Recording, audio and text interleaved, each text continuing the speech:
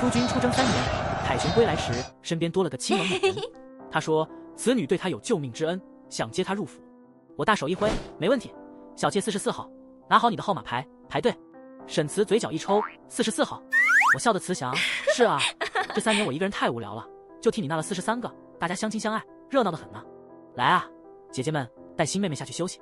我的夫君沈慈本是南朝贵族后裔，当年大周铁骑破城，他为求自保归降朝廷。父皇为了安抚南朝遗臣，便赐婚于我。毕竟我是大周最尊贵的长公主苏玉。3年前成亲不到半年，沈慈就被派去南方平叛，留我孤枕无眠。等了他3年，盼着他衣锦还乡，结果他倒好，刚踏进京城就给我来了个下马威。大军凯旋，他骑着高头大马行在最前，怀里搂着个身穿白衣、面若芙蓉的美人，恍若天仙下凡。沿途百姓围观不已，议论纷纷，这姑娘真是倾国倾城啊！沈将军年少英武，这2人简直天生一对。听说他智勇双全，救过将军一命，救命之恩当以身相许啊！哎，可惜了咱们那位长公主，听说她妒汉无德，配不上将军。听到这些传言，我的贴身丫鬟小唐气得直跺脚。这些渔民，他们也不想想，要不是公主娘娘抬举，他沈慈能有今天？我淡定地啜了口茶，别急，咱们就当免费观戏，看看这出英雄美人大戏能唱多久。果然，第2日一早，沈慈就带着新晋44号美人来给我请安。彼时，我正坐在正厅，身边环绕着43位各色美人，一边喝茶，一边讨论京中八卦。只见沈慈牵着那小美人进来，她换上了华服，珠翠满头，涂脂抹粉，倒也确实艳若牡丹。小六眼明手快，立刻端了杯茶塞到她手里。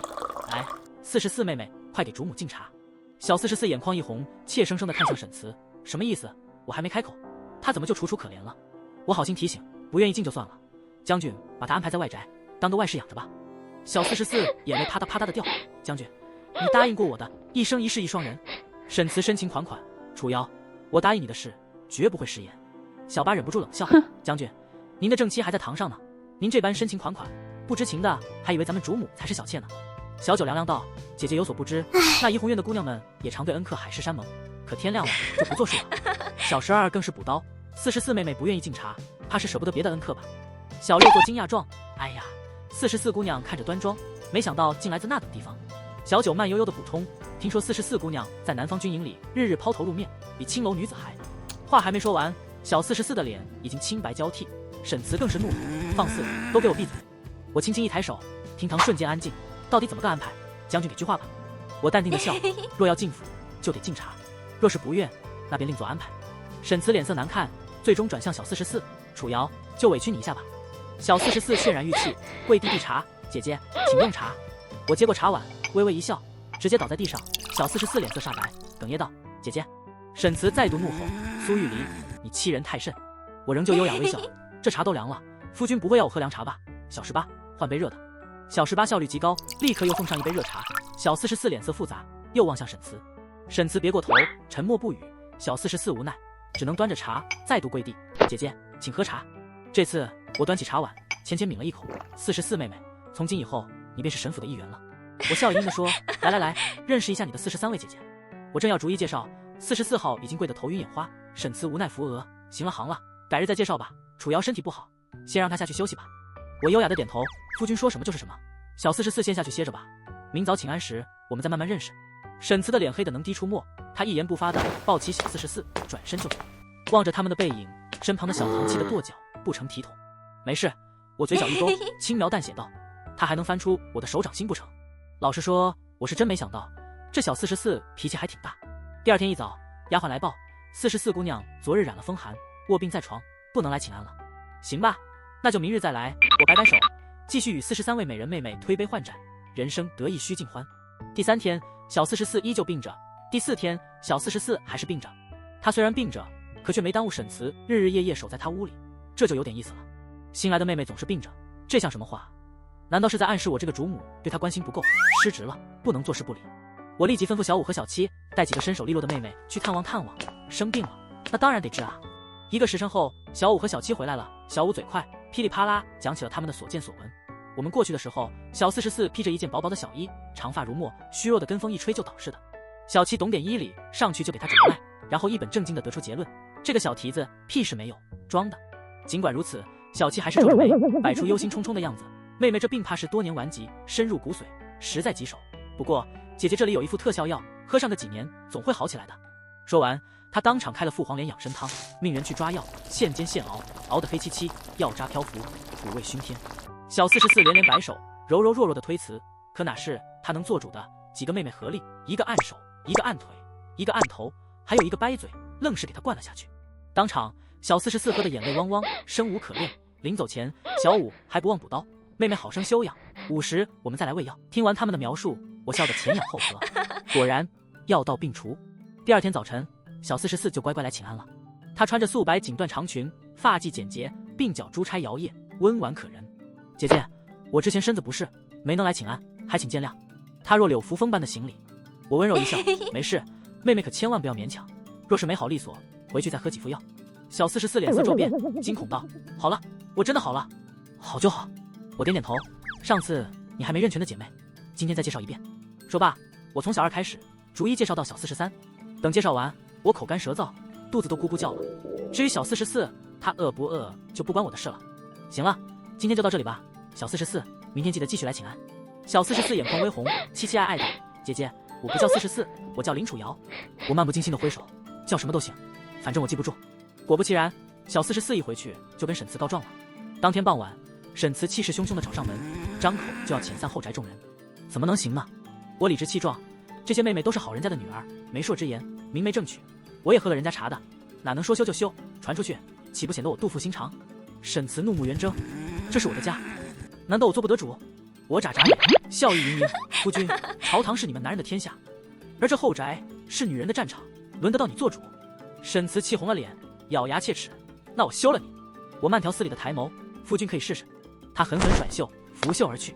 不知他跟外头怎么编排我了。第二天一早，我便被召入宫面圣。皇兄坐在御案后，见到我，眼中满是复杂情绪。他握住我的手，久久不肯松开。玉离，委屈你了。3年前，为安抚南朝士族，我被父皇赐婚于沈慈。然而，南方屡次叛乱，旧臣残党蠢蠢欲动，局势紧张至极。而我的婚姻也成了一场笑话。我苏玉离，当年披甲上阵，杀敌无数，如今却困在后宅，与一群女人斗心眼，岂能不恨？可事关家国大计，我只能摇头轻叹。无妨，都是小事。皇兄神色冷厉，那姓沈的敢如此欺你，罔顾皇家颜面，只要你开口，朕立刻下旨合理。我微微一笑，不急，还没到时候。沈慈最近回家的次数，肉眼可见的减少了。我当然知道他在忙什么，他这些日子和军中的某些人走得很近，而那些人多半是来自南方，对南朝怀有深厚感情的将领。更离谱的是，每次他去和这些人勾勾搭搭，竟然还会带上小44，真是连遮掩的功夫都懒得做。他以为他隐藏的天衣无缝，实则早已暴露在我的掌控之中。不过我也不是吃素的。第二天一早，我故意当着来请安的小44的面，摆出一副忧心忡忡的模样。叹道：“最近总觉得心神不宁，夜里也睡不好，老做噩梦。姐姐不会是被什么脏东西缠上了吧？”小8速来快人快语。小12连忙接话：“我听说城外清凉山上的古庙特别灵验，姐姐不如去那里拜拜佛，求支好签，再烧一炷香。”小9歪着头做天真状：“可清凉山那么远，最近京郊还不太平，万一路上遇到强盗怎么办？”小12翻了个白眼：“你傻呀，谁敢不长眼去接咱们长公主的车驾？难得今天天气好，要不我们大家一起去吧，就当春游了。”对对对，人多才热闹呢。我笑着看他们叽叽喳喳，悠悠道：“既然大家都这么有兴致，那就定在下月初1吧。”说完，我意味深长地看向小44：“小44，你说呢？”小44愣了一瞬，随即笑盈盈地应道：“当然好啊。”他笑得很甜，可那眼神里一闪而过的算计，我可一点都没漏掉。终于到了初1，我带着40多位好妹妹，马车备好，就等着出发了。可就在临行前，丫鬟匆匆来报，小44病得厉害，下不了床。小7去看了，回来后点头，确实下不了床，正发着高烧，额头烫得能煎鸡蛋。小16撇撇嘴，嗤笑道：“他不烧才怪呢。听丫鬟说，他昨晚偷偷泡了几个时辰的冷水澡。”我笑了笑，摆手道：“算了，他不想去，就随他吧。”于是，我带着其他43位妹妹，浩浩荡荡地出发了。我们从京城一路行至清凉山，途经一处名为鱼尾坡的小道。鱼尾坡地势险峻，一面环山，一面临水，狭窄偏僻，最适合设埋伏。果然，我们的车架刚行至半途，几十个衣衫破烂、腰挎长刀的彪形大汉冲了出来。我悠然地坐在马车里，慢悠悠地品茶。车外，小唐站出来，厉喝道：“大胆贼人，这里是长公主的车驾，速速让开！”为首的大汉嘿嘿一笑：“咱们是东山的好汉，在此落草为寇。小娘子们，遇上大爷算你们倒霉，乖乖把命留下吧。”放肆！小唐怒道。那大汉拔刀，用指甲轻轻一弹，刀身发出清脆的金属颤音。周围的匪徒们也纷纷亮出兵器，摆出一副不达目的誓不罢休的架势。我叹了口气，放下茶杯，轻声道：“等等。”小唐掀开马车帘子，我坐直了些，慢条斯理地看向他们。几位好汉，我有几个问题想问问你们。那大汉一怔，似乎没料到我会这么从容，抱着看热闹的心态道：“好啊，反正你也跑不了，问吧。”我轻笑一声，既然自称东山人，那你们怎么带着河道的口音？还有，你腰间的刀是南朝禁军的绣春刀吧？那大汉脸色一变，整个人的气质都不一样了。他背脊挺直，身上流里流气的匪气瞬间消失，语气也不再粗俗。长公主好眼，在下乃南朝前禁卫军统领百里策。我轻轻一笑，是我那不成器的夫君让你来杀我的吧？百里策沉声道：“长公主心知肚明，何必多问？”百里策神色不变，忠君爱国，乃臣子之道。我若战死于此，亦无怨无悔。好，那我便不劝你了。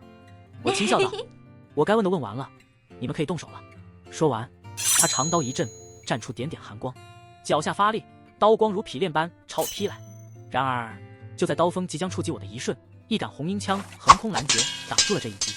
一袭红衣的少女从马车后跃出，枪尖微挑，冷声道：“就凭你，还不配跟长公主动手。”我悠然一笑，道：“小14，陪沈统领玩玩吧。”小唐重新放下马车的车帘，我端起茶杯，悠然自得地吹了吹浮沫。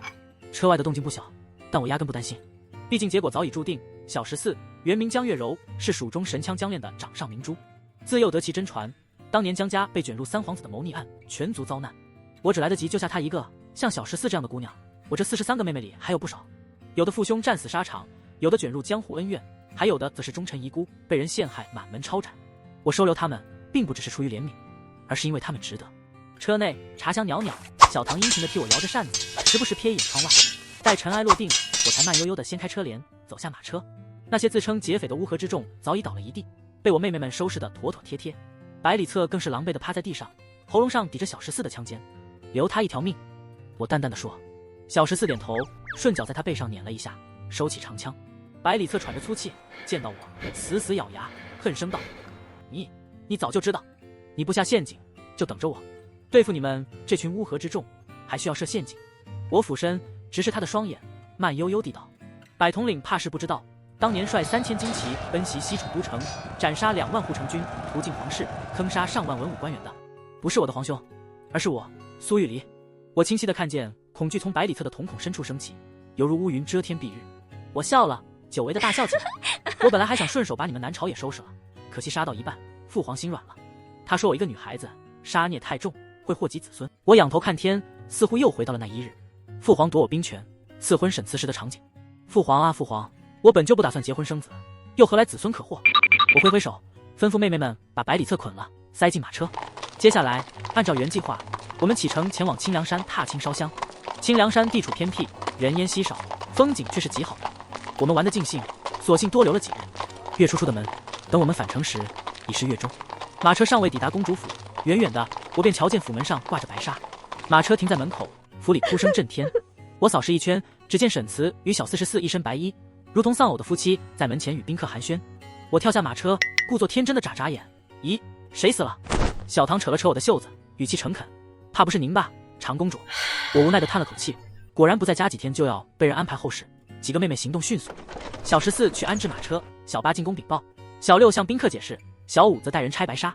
我站在原地，笑眯眯地望向我的夫君：“夫君，你这是怎么了？见了我怎么跟见鬼了一样？”沈慈脸色铁青，死死地盯着我，一言不发。小44倒是伶俐，立刻梨花带雨地解释：“姐姐，你与几位妹妹久不归家，我们听闻清凉山盗匪横行，还以为你们遭了不测。”她眼泪汪汪地望着我，仿佛真是担心的茶饭不思。我似笑非笑：“盗匪？什么盗匪？”小44眼神微乱，忙推了推沈慈，低声催促：“夫君，你倒是说句话啊！”沈慈挤出一个比哭还难看的笑：“你平安回来就好，快歇着去吧。”我笑容灿烂：“多谢夫君关心。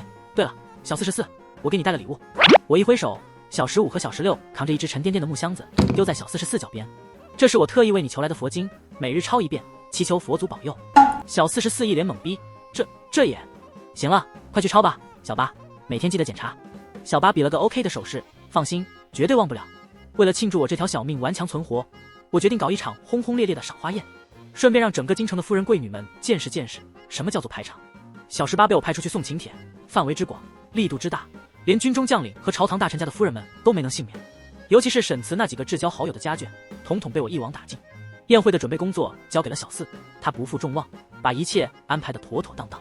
从最先居挖来的厨子做的点心精致无比，入口即化。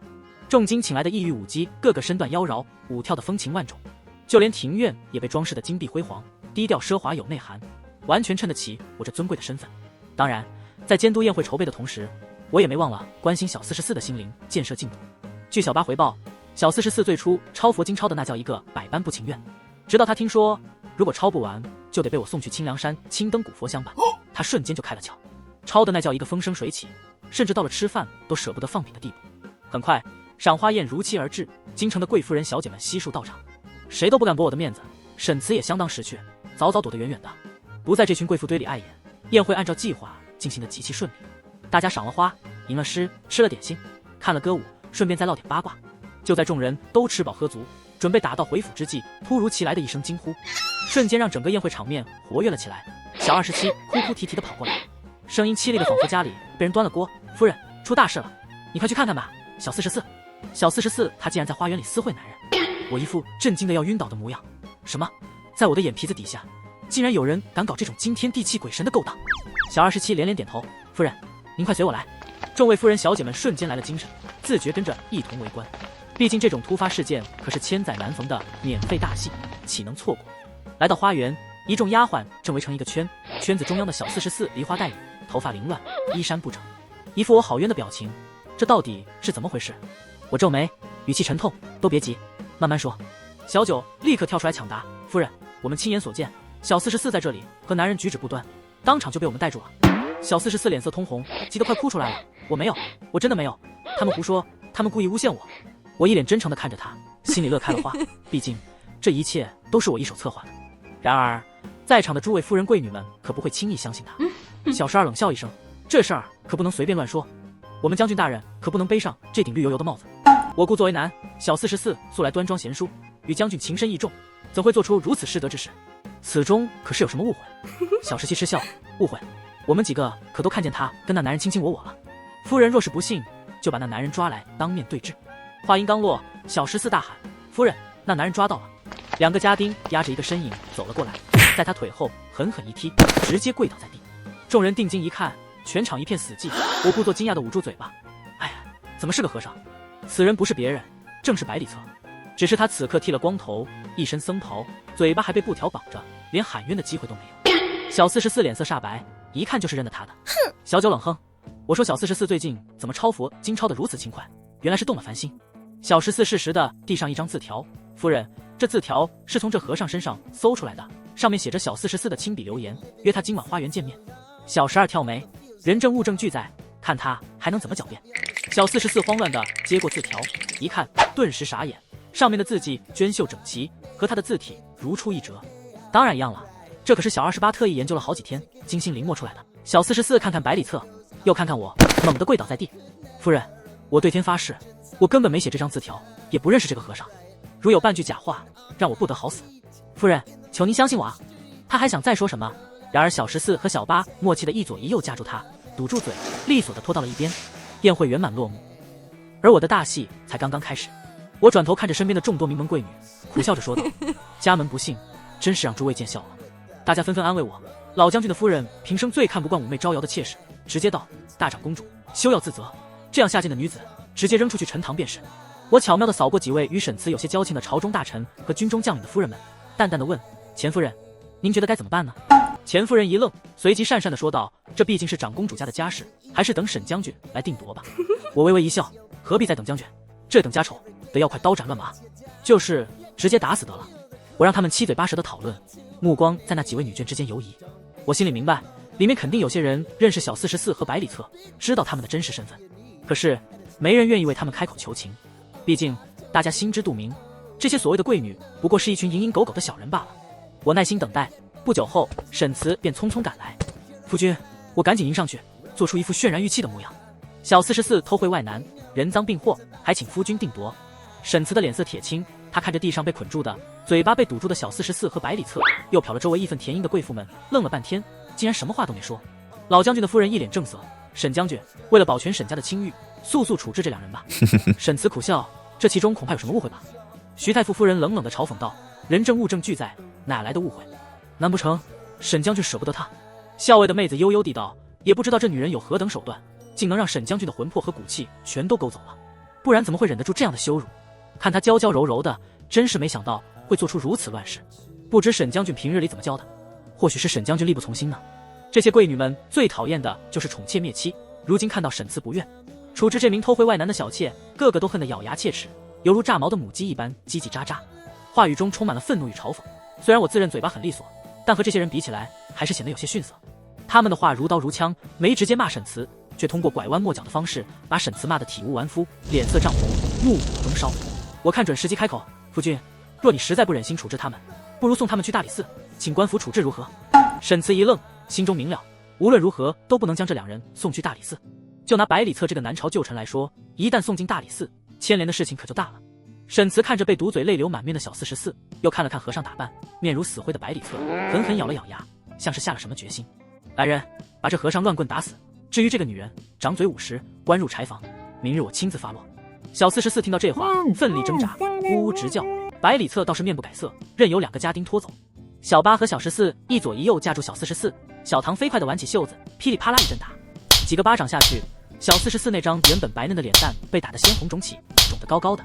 50下打下来，估计连他的祖宗18代都要怀疑自己找不对了。打到差不多时，贵妇贵女们终于意犹未尽地散去，告辞离开。等到宴会彻底结束，所有客人走后，小8和小14也终于放开了手。小44无力地瘫倒在地，已经昏了过去。沈慈抱起他，满脸的心疼：楚瑶，你放心，我一定不会让你白白受这委屈。他抬起头，目光如刀：苏玉离，你欺人太甚。我露出一抹笑容：是吗？那夫君打算如何呢？沈慈放下小44，竟然朝我扑了过来，只是还没等他接近我，便被小30、小31和小32几位妹妹们迅速挡住了。这几位妹妹可不简单，都是贫苦人家的女儿，从小伐木劈柴、打水挑担，早就练得一身结实的肌肉。尤其是小30，他的爹爹是铁匠，他单手便能举起100多斤的大锤，气都不带喘的。沈慈的目光在我几个妹妹那2条结实的肱二头肌上扫过，似乎意识到硬碰硬并不占什么便宜，便不情不愿地后退了一步。这次我一定要休了你这个毒妇！他满脸愤恨地咆哮道。我不紧不慢地笑了笑，温柔地回应：夫君，休要心急，要休也得给个正当理由吧。哪条七出我犯了，可别让我没辙。沈慈紧握拳头，眼睛瞪得像铜铃一样，几乎要从眼眶里掉出来。他咬着牙冷声道：无子，无子。我满脸灿烂，调皮地笑了笑：夫君，您可知我妹妹们生的那些小子嗣，依旧算在我正妻名下呢？那又如何？沈慈似乎没意识到我话中的深意，皱眉问道。我一拍脑袋，假装恍若大悟：啊，差点忘了跟夫君报个喜，小45已经怀孕3个月喽。说来刚好是你出征回来那天，正巧怀上的呢。沈慈愣住，瞪大眼睛：你说什么？我轻轻一挥手，一位年轻女子扶着微微隆起的腹部走了出来。我笑得更加温柔，这位就是小45，已经怀上了3个月的身孕了。要算算日子，正是那天夫君你出征回来之时。沈慈的脸色变得比锅底还黑，怒气冲天，几乎要喷出火来。苏玉离，你做梦！我才不会认这野种。我悠然叹了口气，目光悠悠地看着他。放心，夫君，我一定会视如己出，好好抚养这个孩子，光大沈家的血脉，你就算上了9泉，也能安息了。我说完，假装叹息，脸上那抹戏谑的笑容愈发显眼。小30和几个妹妹们默契十足地围了上来，有人拿着匕首，有人拿着白绫，还有人端着酒壶，气氛瞬间凝固。沈慈的表情从震惊转为愤怒，然后愤怒变成了赤裸裸的仇恨。苏玉离，他气急败坏地喊道：你敢！你这毒妇，你不得好死！我轻笑，平静地回道：匕首、白绫、毒酒，夫君，你选一样吧。他口中爆出一连串恶言，却未曾得到我的回应。既然夫君不选，那我就替你选吧，用毒酒，至少可以保住个全尸。话音刚落，几位妹妹便迅速围了上来，擒住了沈慈，一边掰开他的嘴，一边把毒酒灌了下去。沈慈终于彻底被逼入绝境，开始哀求：玉离，玉离，我错了，求你放过我。可惜他的求饶声被毒酒一饮而尽，最后的声音也被堵在了喉咙里。我凝视着他眼中的光芒慢慢褪去，心中有一种说不清的快感。第二天，公主府重新披上了白纱，我放出消息称沈慈因宴会失态，颜面尽失，无法入睡，最终心脏病发，死于急性病痛。同时我宣布小44已怀孕，我誓言不再改嫁，将独自抚养这孩子长大成人。消息一传开，世人纷纷表示感叹，称我苏玉离为大长公主的贤妻良母，是世间罕见的忠贞妻子。小唐告诉我这些时，我差点笑出了眼泪。